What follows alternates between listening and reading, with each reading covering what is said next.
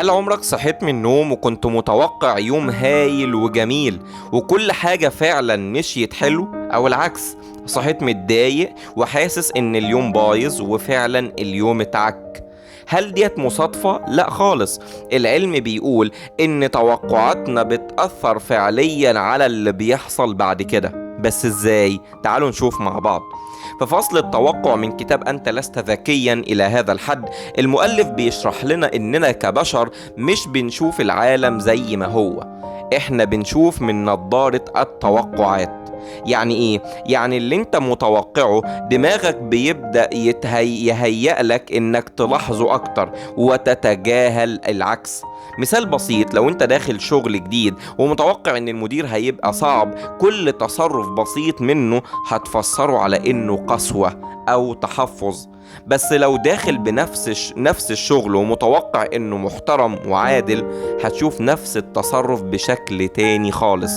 في دراسة اتعملت على مجموعتين من الطلبة، قالوا للمجموعة الأولى إن المدرس الفلاني قاسي وجاف، وقالوا للمجموعة التانية إن نفس المدرس صارم ولكنه عادل. نفس المدرس دخل ودرس نفس الدرس بنفس الطريقة، والنتيجة إن المجموعة الأولى شافته سلبي ومتعب، والمجموعة التانية شافته واضح وقوي. ليه؟ عشان المخ بيفلتر الواقع حسب الصورة اللي رسمتها قبل كده، وده اسمه انحياز التأكيد. بتدور على اللي يثبت توقعك وتتجاهل الباقي. المشكلة مش في التوقع هل هو سلبي ولا إيجابي، المشكلة إنه بيأثر على قراراتك ومشاعرك وحتى الذاكرة اللي عندك. مثلا بنت داخلة علاقة وهي متوقعة خيانة، هتشوف كل تصرف بريء على إنه علامة خيانة.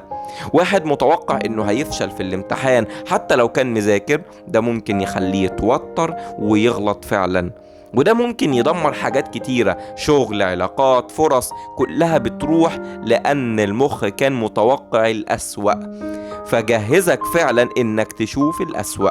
الخلاصة هنا إن التوقع مش بس شعور، دي عدسة بتلبسها وبتأثر على كل حاجة بتشوفها بعد كده، وكل ما التوقع كان أقوى كل ما العدسة كانت أغمق.